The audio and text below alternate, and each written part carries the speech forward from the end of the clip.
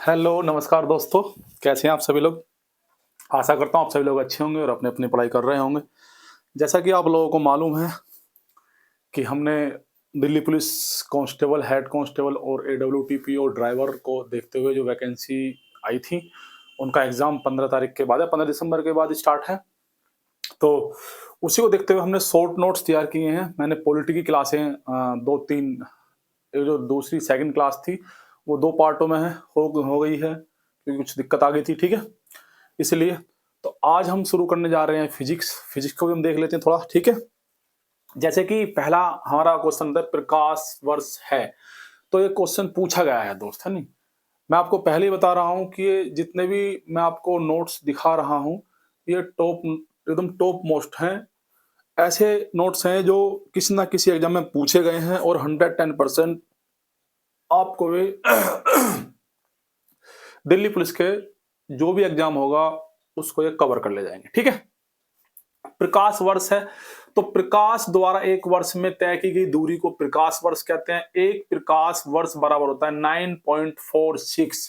कितना दोस्त याद रख लेना वैल्यू 9.46 मल्टीप्लाई 10 की पावर 15 10 की पावर 15, तो 9.46 गुणा के 10 की पावर 15 मीटर। इसकी मात्रक इकाई क्या होता है? मात्रक क्या भाई? अगर आप देखेंगे किसका प्रकाश वर्ष का मात्रक क्या? दूरी का मात्रक है। किसका मात्रक है? दूरी का है मात्रक है प्रकाश वर्ष। माप की कौन सी इकाई को 0.39 से गुणा करने पर इंच प्राप्त होता है? दोस्त बता दीजिए कि माप की ऐसी कौन सी इकाई है जिसमें हम 0.39 की मल्टीप्लाई करें तो क्या प्राप्त हो? सेंटीमीटर प्राप्त हो। सॉरी, गुणा करें तो इंच प्राप्त हो। क्या प्राप्त हो? इंच। तो होता है सेंटीमीटर। अगर हम सेंटीमीटर में अगर हम 0.39 की मल्टीप्लाई करते हैं तो हमारा क्या मिलता है? हमको इंच प्राप्त होता है, ठीक है? आगे देखते हैं, एक नैनोमीटर होता है। जो एक नैनोमीटर किसके बराबर होता है? 10 की पावर माइनस के 7 सेंटीमीटर के। भाई ध्यान रख लेना, साइंस का पोर्शन बहुत पूछा जाता है, ये बात ध्यान रखना आप लोग, ठीक है? साइंस ठीक ठाक पूछ जाती है दिल्ली पुलिस में, तो इसीलिए आप थोड़ा सा ध्यान रखेंगे। ऐसे आपको केमिस्ट्री के नोट्स भी मिल जाएंगे, फिजिक्स के भी कंप्लीट करा देंगे लास्ट तक भाई, ठीक है? कोशिश करेंगे पूरी पूरी करने की। बाकी जितना आपको मिल रहा है उसको पढ़ते रहिए, आगे बढ़ते रहिए। तो एक नैनोमीटर, ये सेंटीमीटर हो गया, एक सेंटीमीटर बराबर 0.39 इंच के होता है नहीं? तो एक नैनोमीटर होता है तो 10 की पावर माइनस के 7, 10 की पावर माइनस के 7, 10 की पावर माइनस के 7 सेंटीमीटर के बराबर। नैनोमीटर मीट्रिक प्रणाली में लंबाई मापने की इकाई होती है। तो नैनोमीटर क्या है? मीट्रिक प्रणाली में लंबाई मापने की इकाई को क्या कहते हैं? नैनोमीटर कहते हैं। और भाई ये 1.0 गुणा 10 की पावर माइनस के 19 मीटर के समतुल्य होती है। किसके समतुल्य? 1.0 मल्टीप्लाई बाय 10 की पावर माइनस के 9 के समतुल्य होती है। ठीक है बेटा, वेरी गुड। एक सेकंड, मैं इसको थोड़ा,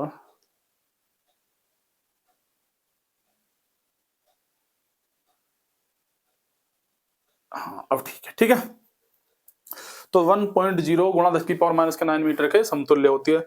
अगर ताप के किस पैमाने में ऋणात्मक मान नहीं, भाई वेरी वेरी इंपॉर्टेंट है, ताप के किस पैमाने में ऋणात्मक मान नहीं होता है? भाई केल्विन। तो केल्विन पैमाना ताप का ऐसा है दोस्त जिसमें ऋणात्मक मान नहीं होता है। ताप के और कौन कौन से पैमाने होते हैं इनको भी याद रखेंगे, जैसे सेल्सियस हो गया, फारेनहाइट हो गया और र्यूमर हो गया, ठीक है? ये पैमाने का मान ऋणात्मक होता है दोस्त। कैसा होता है? ऋणात्मक होता है। और पूछा क्या है क्वेश्चन? ताप के किस पैमाने में ऋणात्मक मान नहीं होता है? तो केल्विन में भाई ऋणात्मक मान नहीं होता है, धनात्मक मान होता है, ठीक है? और इनमें क्या होता है? इनमें ऋणात्मक मान होता है सेल्सियस, फारेनहाइट, र्यूमर, ठीक है? आगे देखेंगे, ऊष्मा की इकाई। ऊष्मा की इकाई क्या है? कैलोरी है दोस्त, जूल है, अर्ग है। तीनों ही क्या है? ऊष्मा की इकाई है। ऊष्मा ऊर्जा का एक रूप है। ऊष्मा किसे कहते हैं? ऊर्जा, ठीक है? ऊर्जा का, एनर्जी का एक क्या है? एक रूप है, ठीक है? सेंटीग्रेड तापमान की इकाई है। सेंटीग्रेड किसकी इकाई है दोस्त? सेंटीग्रेड तापमान की इकाई है। एक सेकंड रुकना, लाइट कुछ प्रॉब्लम कर रही है शायद।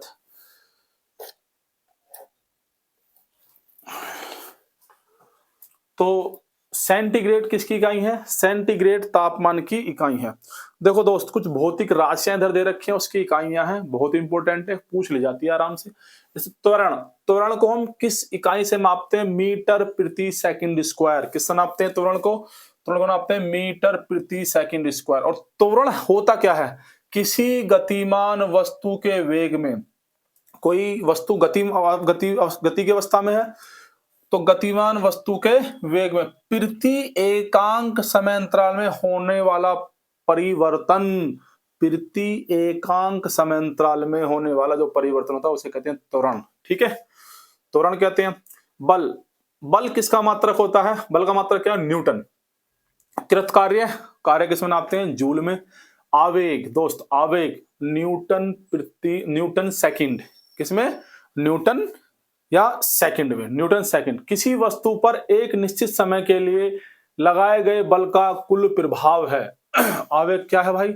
आवेग किसे कहते हैं? किसी वस्तु पर जैसे सपोज करो ये वस्तु है, इस पर एक निश्चित समय के लिए, मैंने इस पर बल लगा दिया, इस तरह से मैं बल लगा रहा हूं, तो जो इस पर फोर्स लगा है, जो बल लगा है, लगाए गए बल का कुल प्रभाव क्या कहलाता है? आवेग कहलाता है। जैसे कि आवेग, जैसे कि एग्जांपल क्या? कैंची में कैंच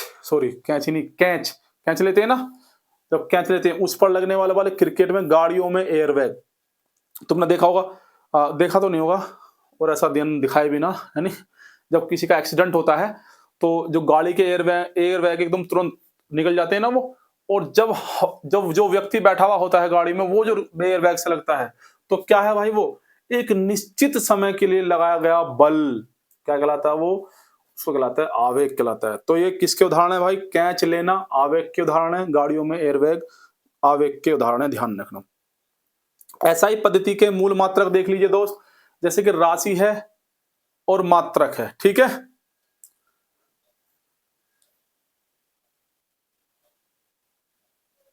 राशि है और मात्रक, इस बोर्ड को ही चेंज करेंगे, है नहीं?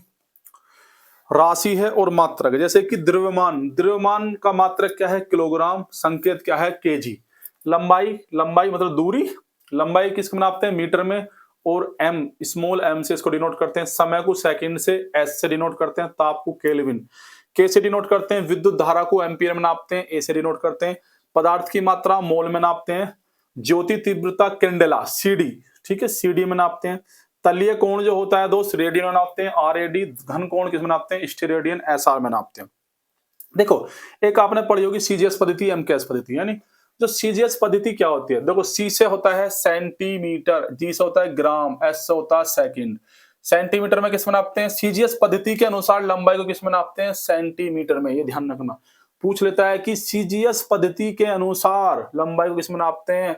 सेंटीमीटर में नापते हैं। आंसर उसी में छिपा हुआ होता है, लेकिन बच्चे कंफ्यूज जाते हैं। लंबा द्रव्यमान किस में नापते हैं? ग्राम में। जी से ग्राम, एस से सेकंड। समय, सेकंड तो तीनों में सेम ही होगा। ठीक है, देखिए, इसे फ्रेंच या मीट्रिक पद्धति भी कहते हैं। पूछ लेगा कि बताइए आपसे किसे फ्रेंच या मीट्रिक पद्धति कहते हैं, तो सीजीएस पद्धति को दोस्त फ्रेंच या मीट्रिक पद्धति कहते हैं। एक दूसरा आता है एमकेएस पद्धति। एमकेएस पद्धति, लंबाई हो गया, द्रव्यमान हो गया, समय हो गया। लंबाई किस में नापते हैं? मीटर में। और द्रव्यमान किलोग्राम में, और समय सेकंड में नापते हैं। ठीक है, एम से मीटर, के से किलोग्राम, एस से सेकंड। बस आपको यह पता होना चाहिए कि एम से जो मीटर में नाप रहे हैं, पहले लंबाई, फिर द्रव्यमान, फिर समय की बात हो रही है। लंबाई, द्रव्यमान, समय, ऐसे ऊपर था लंबाई, द्रव्यमान, समय। ठीक है। एक होती है दोस्त एफपीएस पद्धति, तो लंबाई, द्रव्यमान और समय। फुट, पाउंड और सेकंड। लंबाई किसमें? फुट में, द्रव्यमान पाउंड में और सेकंड में। एफपीएस पद्धति, इसे ब्रिटेन पद्धति भी कहा जाता है। तो क्वेश्चन पूछ लेगा किसे ब्रिटेन पद्धति कहा जाता है दोस्त, तो एफपीएस पद्धति को। ठीक है, फुट, पाउंड, सेकंड जो पद्धति है हमारी, उसे कहा जाता है ब्रिटेन पद्धति। दूरी मापने की सबसे बड़ी इकाई पारसेक। दोस्त, अगर आपसे पूछा जाए कि दूरी मापने की जो सबसे बड़ी इकाई कौन सी है? पारसेक है। और एक पारसेक बराबर होते हैं 3.26 प्रकाश वर्ष। कितना होता है दोस्त? एक पारसेक बराबर होता है 3.26 प्रकाश वर्ष, या कह सकते हैं 3.0857 मल्टीप्लाई बाय 10 की पावर 16 भी कह सकते हैं कि एक पारसेक बराबर होता है कितना 3.0857 मल्टीप्लाई 10⁻16 मीटर। बिजली मापन की इकाई दोस्त, बिजली मापने की इकाई क्या है? मेगावाट। बिजली किसे नापते हैं? मेगावाट में, है नहीं। देखो बेटा, ये प्राचल है और ये इकाइयां हैं। जो समुद्री जहाज की गति, समुद्री जहाज होता है, समुद्री जहाज की गति नोट में नापते हैं। नोटिकल मील कहते हैं ना, उसी से ध्यान रखना। शक्ति किस में नापते हैं? जूल प्रति सेकंड, जिसे वोट कहते हैं। शक्ति किस में नापते हैं? जूल प्रति सेकंड। शक्ति किस में नापते हैं? जूल प्रति सेकंड भाई, जिसे वोट कहते हैं। नौ संचालन किससे नापते हैं? नॉटिकल मील में। नौ संचालन किसमें नापते हैं? नॉटिकल मील में नापते हैं। नौ संचालन, नौ संचालन, ठीक है दोस्त। अभी हम देखेंगे कहा गया नौ संचालन, ये रहा नॉटिकल मील में। अब आगे देखते हैं दोस्त, ऊष्मा। ऊष्मा किसमें नापते हैं हम? कैलोरी में। ऊष्मा किसमें नापते हैं हम? कैलोरी में नापते हैं। वो कह रहा है डोब्सन इकाई से क्या मापा जाता है? डोब्सन इकाई से क्या मापा जाता है दोस्त? डोब्सन इकाई से ओजोन सांद्रता, ओजोन परत की मोटाई भी कह सकता है वो। तो ओजोन सांद्रता मापी जाती है किससे दोस्त? डोब्सन इकाई से। ठीक है भाई। देखिए अब राशि दे रखी है, कुछ इसके उपकरण दिए हुए हैं वो देख लीजिएगा। जैसे राशि है उपकरण, जैसे दाब, वायु दाब। दाब किससे नापते हैं? बैरोमीटर। वेरी वेरी इंपॉर्टेंट दोस्त, पूछ लेगा इनसे कुछ ना कुछ क्वेश्चन। जैसे कि भार, अगर हम वेट की बात करते हैं तो स्प्रिंग तुला से नापते हैं हम भार। धारा किससे नापते हैं? धारा नापते हैं दोस्त एमीटर से। किससे नापते हैं? एमीटर से नापते हैं हम धारा। सापेक्षिक आर्द्रता, सापेक्षिक आर्द्रता नापते हैं हाइग्रोमीटर, वायुमंडल की अपेक्षिक आर्द्रता। ठीक है, सापेक्षिक आर्द्रता किससे नापते हैं? हाइग्रोमीटर। अगर दोस्त आगे बात करते हैं, अगर आगे बात करते हैं हम, ठीक है, ये तो हमारा हो गया। हाँ जी, हाइग्रोमीटर, सापेक्षिक आर्द्रता। किसे 1500 डिग्री सेल्सियस से अधिक ताप, किसे 1500 डिग्री सेल्सियस से अधिक तापमापन हेतु प्रयोग में लाया जा सकता है? तो पायरोमीटर भाई साहब, ध्यान रखेंगे। किसे 1500 सेल्सियस से अधिक तापमापन हेतु प्रयोग में लाया जा सकता है?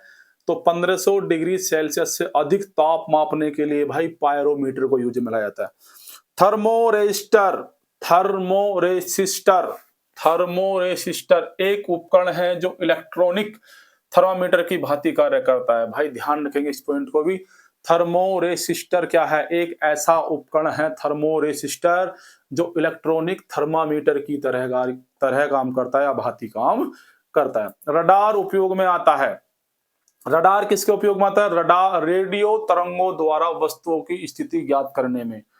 किसमें काम आता है? रेडियो तरंगों द्वारा वस्तु की स्थिति ज्ञात करने में रडार जो भैया काम में आता है। 1 मेगावाट बराबर होता है 10 की पावर 6 मिलियन वोल्ट। 1 मेगावाट बराबर कितना होता है? 10 की पावर 6 मिलियन वोल्ट। अगर दोस्त मैं आगे बात करता हूं द्रव यांत्रिकी, द्रव यांत्रिकी संदर्भ में मैक संख्या, क्या दोस्त? मैक संख्या, ध्यान रखेंगे। द्रव यांत्रिकी के संदर्भ में मैक संख्या किसी माध्यम के सापेक्ष वस्तु के वेग तथा उस माध्यम में ध्वनि की चाल का अनुपात है। वस्तु के वेग तथा उस माध्यम में ध्वनि की चाल का अनुपात है। तो मैक उच्च वेग को प्रदर्शित करती है। मैक क्या प्रदर्शित करता है भाई? उच्च वेग को प्रदर्शित करता है। ध्यान रखना, मैक किसे प्रदर्शित करता है? उच्च वेग को प्रदर्शित करता है। क्यू से क्या है दोस्त? जल प्रवाह की दर मापने, जो जल प्रवाह की दर, ठीक है, मापने में काम आती है क्यू सेक। अगर हमको जल प्रवाह की दर देखनी है दोस्त, मापने के लिए या मापनी है, तो किससे? क्यू सेक। ओजोन परत की मोटाई अभी मैं पीछे बता गया हूं आपसे, डोप्सन किसमें नापते हैं? डोप्सन में ओजोन परत की मोटाई मापी जाती है। समुद्र के भीतर छिपी हुई वस्तुएं, क्या कह रहा है वो? समुद्र के भीतर छिपी हुई वस्तुएं, पनडुब्बी अथवा आइस वर्ग का पता लगाने के लिए किसका यूज करते हैं? सोनार का प्रयोग करते हैं। Sound navigation and ranging, sound navigation and ranging, ठीक है, साउंड नेविगेशन एंड रेंगिंग, सोनार का मतलब होता है दोस्त ये सोनार। एक पीडीएफ और देख लेते हैं। ये फिजिक्स का है भाई, पहला पार्ट तो हो गया। पॉलिटी, हिस्ट्री, कहाँ गया फिजिक्स शॉर्ट नोट 3 तो ऊपर होगा यार, पार्ट 2।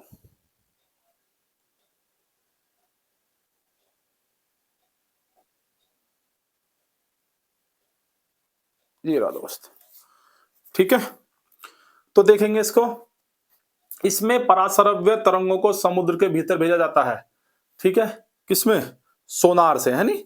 सोनार में क्या होता है, इसमें पराश्रव्य तरंगों को समुद्र के भीतर भेजा जाता है। अब मैं देखता हूं ऑडियोमीटर, तो ऑडियोमीटर से क्या नापते हैं? ध्वनि की तीव्रता का मापन। कितने एग्जाम पूछा गया है, कितने ही एग्जाम पूछा गया। तो ऑडियोमीटर से ध्वनि की तीव्रता का मापन करते हैं। एनीमोमीटर से वायु के वेग की माप करते हैं। वायु के वेग की माप किससे करते हैं?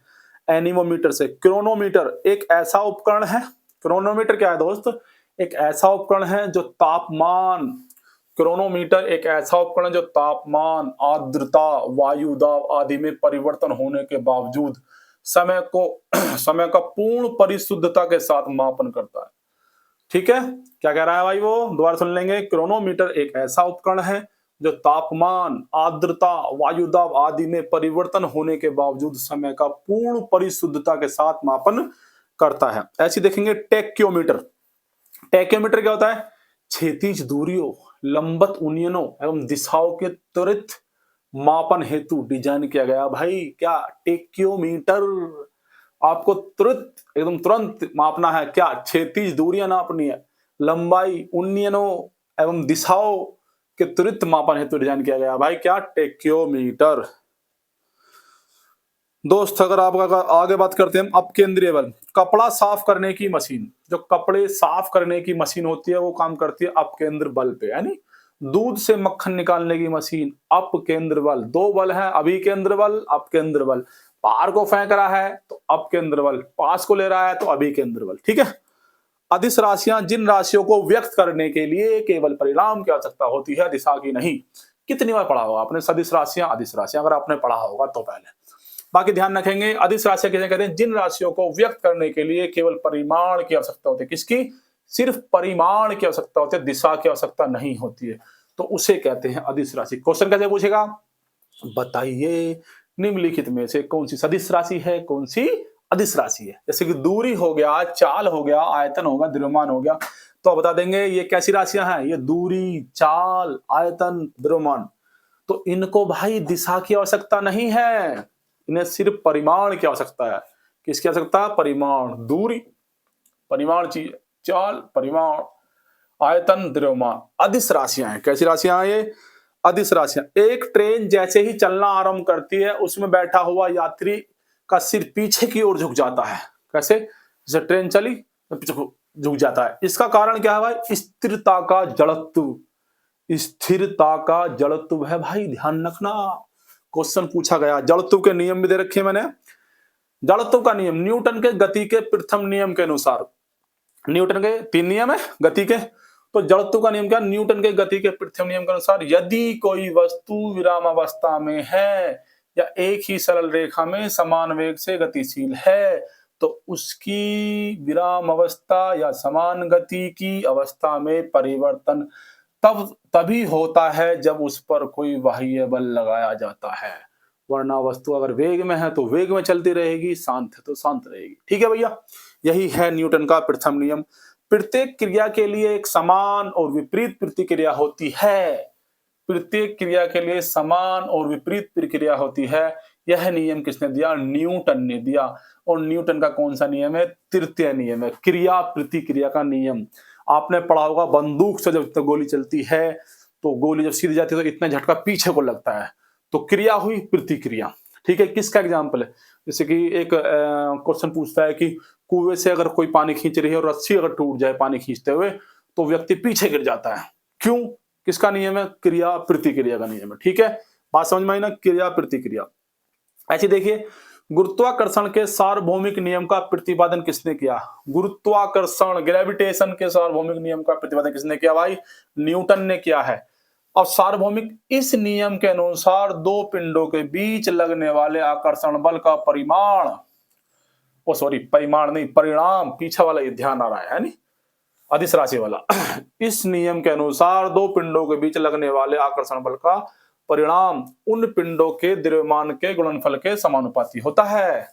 तो जो परिणाम होता है उन पिंडों के द्रव्यमान के गुणनफल के समानुपाती दोस्त होता है, इस बात को ध्यान रखेंगे। उनके बीच की दूरी के व्युत्क्रमानुपाती होता है, और उनके बीच की दूरी के व्युत्क्रमानुपाती होता है। हमारा फॉर्मूला है F बराबर G m1 m2 upon r square, ये हमारा होता है फॉर्मूला दोस्त। न्यूटन के गति के द्वितीय नियम के अनुसार संवेग परिवर्तन की दर, तीनों नियम बता दिए भाई, याद रख लीजिए ना, तीनों के तीनों 110%। अगर क्वेश्चन पूछेगा बल से ग्रेविटेशन से तो इसी से क्वेश्चन बन जाएगा, ये गारंटी है ना। तो जब एग्जाम हो जाए तो मिलाकर देख लेना दोस्त, मेरे नोट्स से पढ़े हैं नोट्स, ठीक है।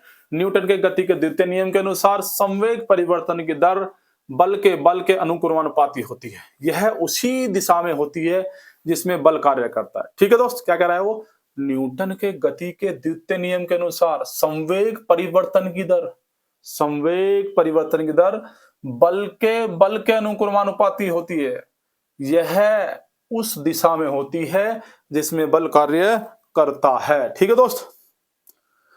आगे देखते हैं, इस प्रकार किसी वस्तु पर अध्यारोपित बल उस वस्तु के द्रव्यमान तथा उसमें बल की दिशा में उत्पन्न त्वरण के गुणनफल के बराबर होता है। इस नियम से बल का सूत्र प्राप्त होता है। आगे देखते हैं, चंद्रमा के गुरुत्वीय त्वरण का मान पृथ्वी पर जी के मान का कितना भाग होता है। भाई ये क्वेश्चन कितने एग्जाम में पूछा गया है, बार बार पूछा जाता है, बच्चों को खूब याद है। लेकिन वो 1/6, तो वो पूछेगा कि अगर किसी का मान कुछ भी पूछ लेता है, हालांकि वैल्यू तो दे देगा वो, जरूर नहीं 60 किलो देगा। पहले तो 60 किलो पूछता था, तो कुछ भी पूछ लेता है, ठीक है। वो कह देगा कि भाई अगर 600 किलो है कोई चीज यहाँ पे, तो चंद्रमा पे कितनी होगी, तो 600 को 6 से भाग दे देंगे, ठीक है। तो 1/6 भाग, इसलिए चंद्रमा पर व्यक्ति का भार पृथ्वी पर उसके भार का 1/6 भाग होता है। कह देते हैं साफ साफ कि 60 किलो का अगर व्यक्ति है तो 6 से भाग दे देंगे, 6 दाम 60, तो भैया 10 किलो का रह जाएगा वहां पे। गुरुत्व त्वरण की बात करते हैं। गुरुत्व त्वरण का मान भूमध्य रेखा पर सबसे कम, तो अगर आपसे पूछा जाए कि बताइए गुरुत्व त्वरण का मान भूमध्य रेखा पर सबसे कम क्यों होता है, सबसे कम क्यों होता है, अरे नहीं, सबसे कम होता है, क्या है, तो गुरुत्व त्वरण का मान भूमध्य रेखा पर सबसे कम होता है। ग्रेविटेशन जो होता है सबसे कम होता है, ध्रुवों पर सबसे अधिक। तो गुरुत्व त्वरण का मान सबसे अधिक कहां पर होता है, ध्रुवों पर, और सबसे कम भूमध्य रेखा पर। किसी वस्तु के द्रव्यमान पर गुरुत्व त्वरण में परिवर्तन का कोई प्रभाव नहीं पड़ता है, वह स्थिर रहता है। बात ध्यान रखना भाई साहब, ध्यान रखना, किसी वस्तु के द्रव्यमान पर, मतलब किसी के वेट पर गुरुत्व त्वरण में परिवर्तन, अगर गुरुत्व त्वरण में परिवर्तन हो रहा है तो उसके द्रव्यमान पर कोई प्रभाव नहीं पड़ेगा, वह स्थिर रहेगा, ठीक है। जबकि गुरुत्व त्वरण में परिवर्तन से वस्तु के भार में परिवर्तन होता है। क्या कह रहा है, जबकि गुरुत्व त्वरण में परिवर्तन से, अगर गुरुत्व त्वरण में परिवर्तन हो गया भाई, तो भाई क्या होगा, वस्तु के भार में भी परिवर्तन हो जाएगा। दोनों बातों समझेंगे, ठीक है। लोलक की कालावधि, देखिए भाई, सरल लोलक आपने पढ़ा होगा, सरलावर्त गति 12th क्लास में, इसके तो खूब क्या कहते हैं वो प्रैक्टिकल में कराए जाते थे, है नहीं। लोलक की कालावधि उसकी लंबाई एवं गुरुत्व त्वरण पर निर्भर करते हैं। किसकी लंबाई, लोलक की जो कालावधि है, कालावधि मतलब आपने जब करा होगा किसी ने प्रैक्टिकल, तो एक सरल लोलक होता है, उसको लटकाए रखते हैं धागे से, तो उसको ऐसे पकड़ के खींचते हैं, ठीक है। एक टाइम वॉच होती है, उससे स्टार्ट करते हैं, देखते हैं कि ऐसे जाने में और ऐसे आने में, तो उसे कहते हैं एक आवर्तकाल। फिर काउंट करते थे 2, फिर काउंट करते थे 3, तो विदाउट ग्रेविटेशन और ग्रेविटेशन के साथ करते थे, तो देखते थे इसमें कितना टाइम है, क्या होता है क्या नहीं होता है, ठीक है। वो आप ध्यान छोड़िए, आपको बस यह ध्यान रखना है, लोकल की कालावधि उसकी लंबाई एवं गुरुत्व त्वरण पर निर्भर करती है। सरल लोलक का आवर्तकाल कितना होता है, 2p√L/g। भाई ये ध्यान रख सकते हैं, AWTPO वाले पक्का फॉर्मूले सारे याद करके जाएं, ठीक है, कुछ भी पूछ सकता है। लोलक की लंबाई L जितनी अधिक होगी उतनी कालावधि भी उतनी ही अधिक होगी। L क्या, धागे की लंबाई होती थी, ठीक है। तो अगर जो धागे की जो लंबाई है, जिस पर सरल लोलक लटका हुआ होता था, उसकी लंबाई अगर लंबी कर देंगे तो कालावधि भी लंबी होगी, दोस्त टाइम लेगा वो पूरा, है नहीं।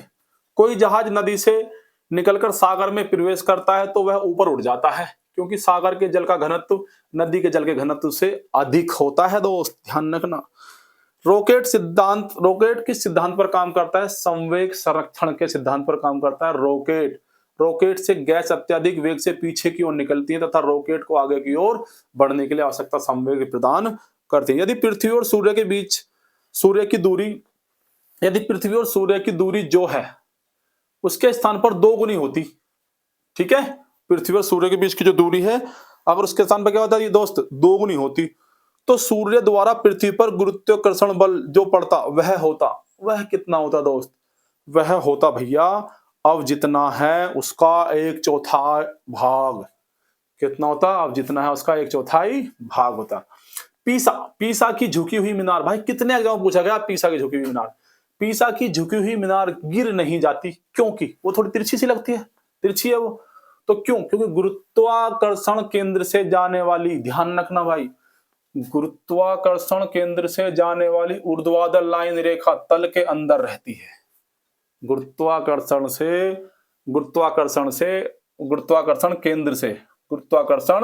केंद्र से जाने वाली ऊर्ध्वाधर लाइन रेखा तल के अंदर रहती है, ठीक है भैया। लोहे की एक गेंद जिसका पृथ्वी पर भार 10 किलोग्राम है, अंतरिक्ष में भार क्या होगा, 0 भाई, 0, ठीक है, क्या होगा, 0। किसी लिफ्ट में बैठा हुआ व्यक्ति को अपना भार कब अधिक मालूम होगा, जब लिफ्ट नीचे जाएगी या ऊपर जाएगी, जब ऊपर जाएगी, जब लिफ्ट तेज गति से ऊपर जा रही होगी तो उसको भार लगेगा, भाई बहुत भारी हो गया मैं तो।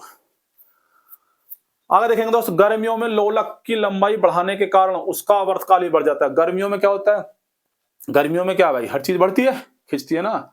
तुमने देखा होगा अब जो तुम्हारे मोहल्ले में जो तार वार, अब तो खैर वो पीवीसी लाइन वगैरह बिछ गई है, जो लोहे के पहले तार होते थे लाइट वाले, वो सर्दियों में एकदम खिंच जाते थे और सर्दियों में झूल जाते थे, है नहीं। तो क्यों, गर्मियों में लंबाई बढ़ती है, हर चीज फैलती है, गर्मियों में लोलक की लंबाई बढ़ने के कारण उसका आवर्तकाल भी बढ़ जाता है। लोलक घड़ियां गर्मियों में सुस्त हो जाती हैं, ध्यान रखना, ठीक है। पृथ्वी का पलायन वेग, अगर किसी चीज से हम आपको मैं बाहर भेजूं कि पृथ्वी से बाहर निकलना है भाई, तो उसका पलायन वेग कितना, तो आपको मुझे बाहर फेंकना पड़ेगा 11.2 किलोमीटर प्रति सेकंड, कि आप 1 सेकंड में 11.2 किलोमीटर की दूरी तय कर लें, आपको उससे भेजना पड़ेगा। मिट्टी के तेल का घनत्व पानी घनत्व से कम होता है, मिट्टी के तेल का घनत्व पानी घनत्व से मिट्टी के तेल का घनत्व पानी घनत्व से कम होता है, इसलिए यह पानी पर तैरता है भाई। जिसका घनत्व कम होगा वो तैरेगा उसके ऊपर। तो घनत्व बराबर क्या होता है, m/v। घनत्व बराबर क्या होता है, d बराबर m/v, ये भी ध्यान रखना। अब घनत्व कम किसका होता है, कितने एग्जाम पूछा गया भाई, सबसे कम घनत्व होता है किसका, गैस का, उसके बाद भाई द्रव का, उसके बाद ठोस का, ठीक है दोस्त। तो आज के लिए इतना ही, ये तो खत्म हो गया, ठीक है, मिलते हैं नेक्स्ट वीडियो में। आज के लिए इतना ही दोस्तों, अगर वीडियो पसंद आई हो तो लाइक करें, शेयर करें और चैनल सब्सक्राइब करें, अपने दोस्तों को बताएं भाई, 10-15 दिन रह रहे हैं, ठीक है। Thank you, tata bye bye.